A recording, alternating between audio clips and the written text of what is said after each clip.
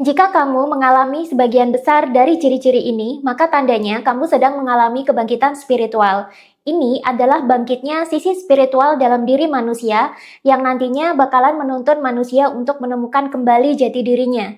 Ini juga membuat manusia menemukan makna sesungguhnya tentang hubungan manusia dengan Tuhan dan alam semesta. Kebangkitan spiritual tidak hanya dialami oleh orang agamis saja. Orang yang ateis dan agnostik pun bisa mengalaminya, sebab pada dasarnya manusia adalah makhluk spiritual. Dan sebenarnya, spiritualitas adalah esensi atau hakikat dari semua eksistensi atau kehidupan yang ada di alam semesta ini. Lalu apa saja sih ciri-ciri dari kebangkitan spiritual? Sebelum kita bahas lebih lanjut, simak dulu informasi penting berikut ini. Banyak orang bertanya, apa sih yang harus dilakukan jika mengalami kebangkitan spiritual? Kemana arahnya kebangkitan spiritual yang dialami? Apa yang harus dilakukan saat kebangkitan spiritual terjadi? Dan apa yang akan terjadi dalam hidup sih setelah mengalami kebangkitan spiritual? Apa bedanya spiritual dengan supranatural? Semua jawaban dari pertanyaan ini sudah saya bahas dalam online course yang berjudul Kebangkitan Spiritual dan Penyembuhan. Di sini juga sudah dilengkapi dengan tutorial meditasi dan beberapa hipnoterapi yang sangat berguna untuk proses spiritual kalian. Sehingga nanti harapannya kita bisa cepat menemukan kembali jati diri kita yang sesungguhnya, yakni sebagai makhluk spiritual yang berkesadaran. Untuk mengikuti online course-nya, silahkan klik link yang ada di deskripsi video. Atau kalian juga bisa hubungi nomor WhatsApp di deskripsi untuk mendaftar secara manual. Online course ini belum tentu akan ada terus, jadi mumpung masih ada, yuk buruan ikuti online course-nya dan rasakan dampak positif dari meditasi dan hipnoterapi yang ada di dalamnya. Saya tunggu kalian di online course ya.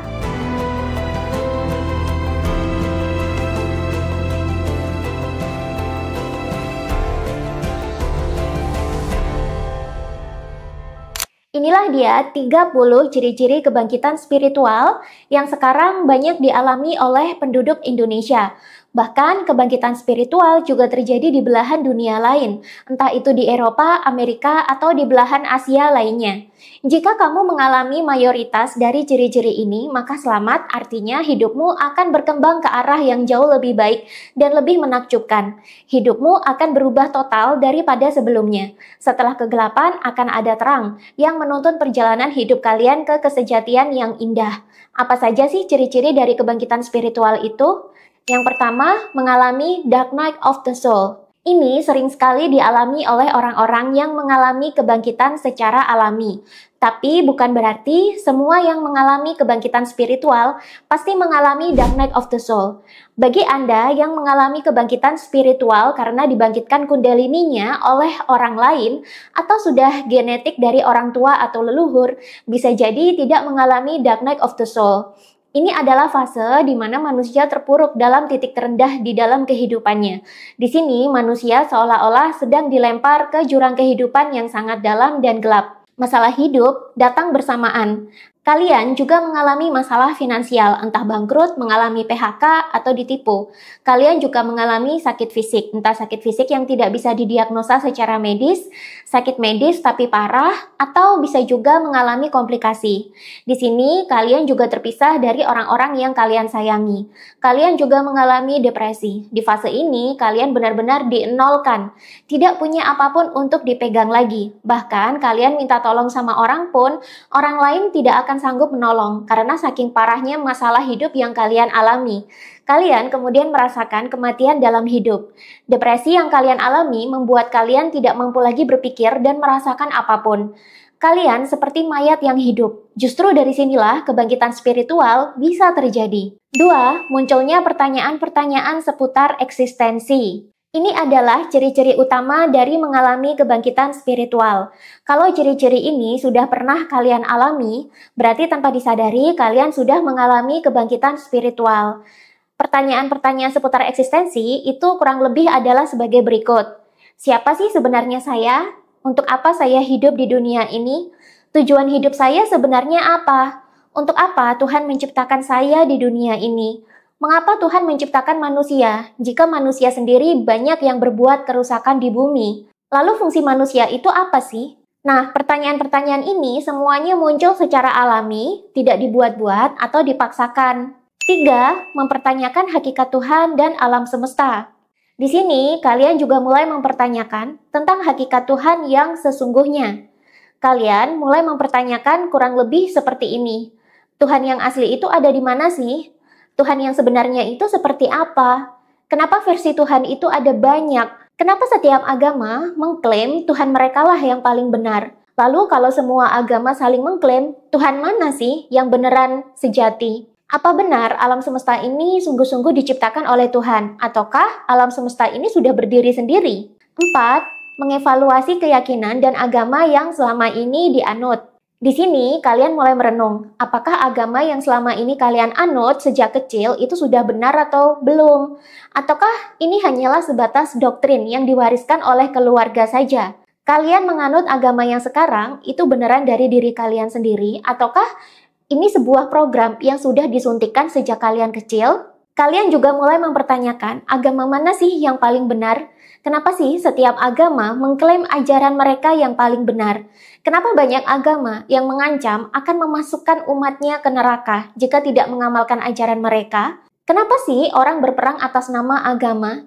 Jika semua agama itu saling mengklaim bahwa ajaran merekalah yang paling benar, lalu agama mana yang sesungguhnya benar? 5. Sering melihat angka kembar atau angel number. Angka kembar atau angel number ini contohnya adalah 1111, 2222, 2233, 5656, 1010, atau 9977. Dan sebenarnya masih banyak lagi pola angel number lain yang mungkin akan kalian lihat saat proses kebangkitan spiritual. Istilah angel number sendiri adalah istilah yang dicetuskan oleh budaya spiritual dari barat, di mana di Nusantara sebenarnya tidak ada yang namanya angel number. Namun, pertemuan dengan angel number ini sebenarnya juga punya makna spiritual. Jika kalian jadi sering melihat angel number, itu artinya kalian sudah mulai sinkron atau selaras dengan keteraturan alam semesta. Energi kalian pelan-pelan mulai selaras dengan energi alam semesta. Melihat angel number adalah fenomena awal. Nanti akan banyak lagi fenomena sinkronisitas lain yang akan muncul dan mewarnai hidup kalian. Tapi ini justru membantu kalian untuk meningkatkan kesadaran spiritual. 6. Mengalami sinkronisitas. Sinkronisitas adalah hal yang saling terkait, saling berkesinambungan, atau saling koheren. Angel number adalah salah satu contoh sinkronisitas. Masih banyak sinkronisitas lain yang bakalan kalian alami. Contohnya saat kalian sedang merencanakan untuk liburan ke Bali. Gak taunya di kantor teman-teman kalian juga sedang membicarakan rencana liburan yang sama. Lalu saat buka sosmed, gak taunya ada iklan travel yang menawarkan paket wisata ke Bali. Nah, inilah yang disebut dengan sinkronisitas. Kalian merasakan hidup kalian jadi saling terkait dan saling berkesinambungan. 7. Merasa terhubung dengan sesuatu yang lebih agung atau lebih besar. Secara batin, Anda mulai menyadari bahwa Anda terhubung dengan sesuatu yang lebih besar dan lebih agung. Bahkan sesuatu yang agung ini sifatnya sangatlah ilahiyah. Ini adalah perasaan keterhubungan yang mendamaikan. Tapi, kalian belum mampu menjelaskan apa sih sesuatu yang besar dan agung ini. Meskipun belum tahu itu apa, kalian merasa nyaman dan merasa aman dalam lingkupan sesuatu yang lebih agung ini. Mungkin beberapa di antara kalian menduga ini adalah perasaan keterhubungan dengan para malaikat, dewa, leluhur penjaga, atau bahkan dengan Tuhan sekalian. 8. Mulai menerima hukum karma sebagai sebuah kebenaran. Dulu mungkin kalian orang yang skeptis dan tidak percaya dengan karma. Sekarang, kehidupan menampakkan kepada kalian bahwa karma itu nyata dan eksis. Bahkan hukum karma itu selalu meliputi kehidupan kita. Hukum karma selalu terjadi, disadari atau tidak. Sebab ini adalah hukum alam yang sudah pakem. Dan ini membuat Anda jadi lebih berhati-hati lagi dalam hidup. 9. Intuisi meningkat. Dulu sebelum kebangkitan spiritual, mungkin kalian hampir tidak punya intuisi, atau intuisinya tumpul. Sekarang, mendadak intuisi kalian berdatangan. Intuisi ini adalah suara batin atau pengetahuan batin yang muncul tiba-tiba, dan sifatnya adalah melindungi, membimbing, dan memberi pengetahuan. Entah kenapa, kalau kalian mengikuti intuisi kalian, hidup kalian malah cenderung selamat dan sejahtera. 10. Mulai mematuhi hukum alam. Kalian mulai sadar bahwa dunia ini diatur oleh hukum-hukum alam. Kalian mulai menyadarinya dan mulai mematuhinya. Semakin kalian patuh terhadap hukum alam, maka semakin selaras energi kalian dengan semesta. Semakin selaras energi kalian, maka kesadaran spiritual juga mengalami peningkatan. Kalian juga mulai sadar bahwa orang yang tidak bahagia adalah orang yang melanggar hukum alam, alias hidupnya itu tidak selaras dengan alam semesta dan hukum-hukum yang ada di dalamnya. 11. Merasa di jalur yang benar walaupun berbeda dengan orang-orang kebanyakan. Kalian paham bahwa kalian sekarang sangatlah berbeda dengan orang-orang yang ada di sekitar kalian. Cara memandang hidup juga berbeda. Kehidupan pun sudah berbeda dengan orang-orang yang ada di sekitar kalian. Mungkin bagi orang lain kalian itu aneh. Tapi bagi kalian justru nyaman dengan kehidupan yang ada sekarang walaupun nampak berbeda dibandingkan dengan orang lain di sekitar. 12. Menyukai filsafat dan ajaran-ajaran spiritual kuno. Secara alami, kalian jadi menyukai filsafat dan ajaran-ajaran spiritual kuno. Kalian mulai menyukai filosofi dan ajaran-ajaran spiritual dari Babilonia, Mesir kuno, Yunani kuno, Kejawen, Sunda Wiwitan. Bahkan kalian juga mulai mempelajari filsafat dan spiritualitas dari agama-agama yang sangat kuno, seperti Hindu, Buddha, Kabbalah, ataupun Kapitayan atau Jawa kuno. Ini karena di zaman sekarang dan justru di masa depan, malah ajaran-ajaran spiritual dari tradisi-tradisi kuno inilah yang mampu menjawab dahaga spiritual masyarakat. 13. Menyukai budaya-budaya kuno. Karena kalian mulai tertarik untuk mempelajari filosofi dan kebudayaan kuno, maka kalian juga mulai tertarik untuk menggali lebih dalam lagi tentang tradisi dan kebudayaan leluhur yang sudah kuno. Kalian mulai tertarik untuk melestarikan tradisi-tradisi yang dulu sudah banyak ditinggalkan masyarakat. Mungkin kalian mulai suka mengenakan kebaya lagi. Mungkin ada yang suka memakai baju adat lagi. Mungkin kalian juga suka mengikuti ritual atau upacara adat. Bahkan jika orang lain menganggap itu adalah syirik ataupun musyrik sekalipun, kalian sudah tidak peduli. Justru kalian merasakan kedamaian di dalam upacara atau ritual tersebut. 14. Menyukai sejarah padahal dulunya tidak. Kalian mungkin jadi suka main ke candi-candi, petilasan, atau bekas-bekas tempat bersejarah lainnya.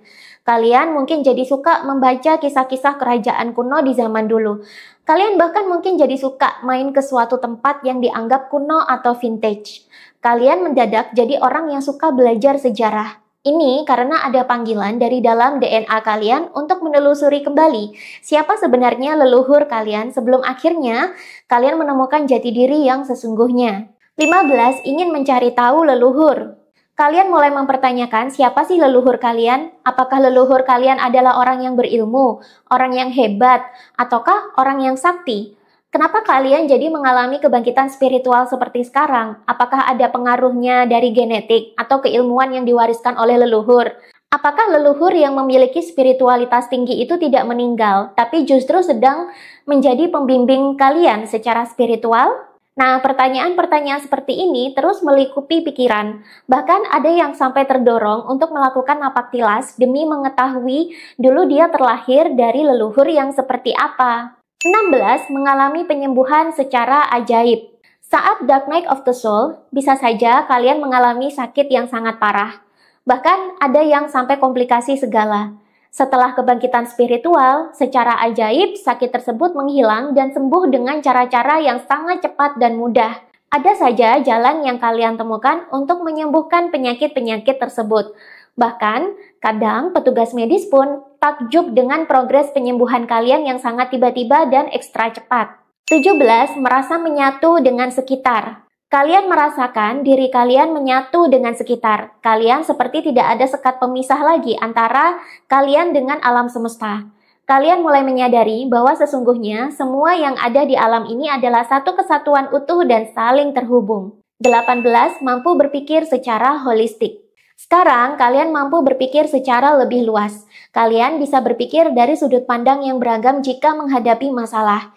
Ini membuat kalian jadi lebih bijaksana. Kalian seolah-olah punya helikopter view yang bisa menjadikan kalian bisa melihat segala peristiwa dari sudut pandang yang lebih tinggi, lebih jelas, dan lebih menyeluruh. 19. Merasakan universalitas atau oneness atau kemanunggalan.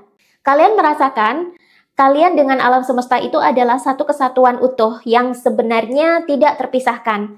Kalian mulai menyadari banyaknya chaos, perang, dan pertengkaran di muka bumi ini, penyebabnya adalah karena ada perasaan terpisah. Perasaan terpisah ini muncul karena kesadaran manusia yang rendah. Kesadaran yang rendah terjadi saat manusia masih diliputi oleh emosi-emosi negatif sehari-hari, seperti ketakutan, kebencian, kemarahan, iri dengki, stres, atau duka. Sekarang, kalian sudah mengalami kebangkitan spiritual. Kalian sudah terbebas dari lingkup emosi-emosi negatif tersebut. Sekarang, kalian sudah memiliki kesadaran yang lebih tinggi dibandingkan dengan sebelumnya.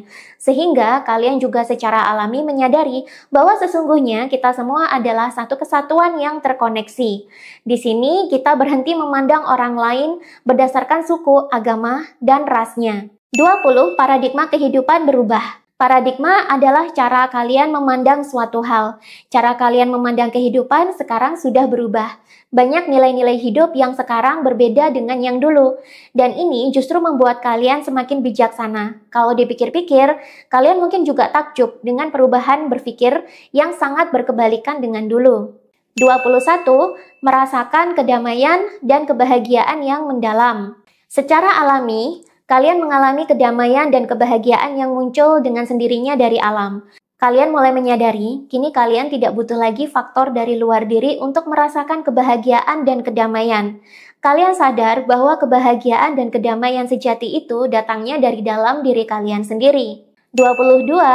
Kemampuan berpikir secara mendalam meningkat. Sekarang, kalian menjadi orang yang deep thinker. Ini berbeda dengan overthinking. Deep thinker ini adalah orang yang gemar berpikir secara mendalam. Maksudnya, dia jadi suka memikirkan segala sesuatu langsung dari level hakikat atau dari level yang lebih mendalam. Dia jadi bisa mengambil makna-makna tersirat yang ada di balik sebuah kejadian. Pemikirannya jadi lebih filosofis. Dan mendadak, kalian juga jadi menyukai tipe percakapan yang mendalam. 23. Semakin peka terhadap energi. Kalian kini mulai merasakan energi yang ada di sekitar kalian, entah itu energi orang lain, energi suatu tempat, atau bahkan energi dari hewan-hewan di sekitar kalian. Ini adalah plus minus. Semakin tinggi kepekaan kalian, kadang kalian juga kewalahan menghadapinya. Inilah waktu bagi kalian untuk menyadari dan mengontrolnya, agar tidak menimbulkan reaksi-reaksi otomatis yang bisa merugikan diri sendiri. 24.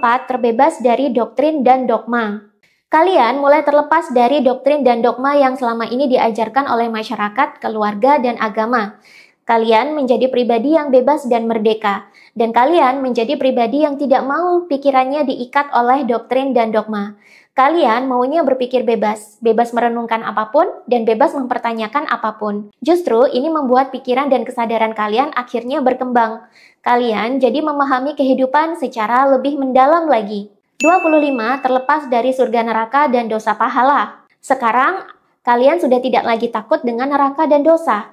Kalian juga melakukan kebaikan sekarang bukan untuk mendapatkan surga dan pahala. Kalian melakukan kebaikan itu karena memang dorongan dari dalam diri sendiri, bukan karena berharap surga pahala dan takut dengan dosa dan neraka. Ini justru membuat hidup kalian jadi lebih berkesadaran. 26. Lebih menghargai dan menyayangi diri. Sekarang, kalian mulai sadar bahwa tubuh dan energi kalian sangat berharga. Kalian juga sadar bahwa tubuh kalian, berikut perasaan dan pikiran yang ada di dalamnya, ini adalah perangkat penting yang diberikan semesta atau Tuhan sebagai pembungkus ruh atau jati diri atau diri sejati. Sehingga sekarang kalian benar-benar menjaganya. Kalian tidak lagi mengesampingkan kesejahteraan diri sendiri demi menyenangkan orang lain. Kalian lebih menghargai tubuh dan diri kalian sendiri. Kalian juga lebih selektif memilih siapa orang yang berhak menerima kehadiran atau eksistensi kalian. Sebab sekarang kalian tidak mau jika energi kalian habis percuma di orang yang salah. 27. Kesadaran dan energi mulai meningkat. Setelah mengalami kebangkitan spiritual, kesadaran kalian akan terus meningkat.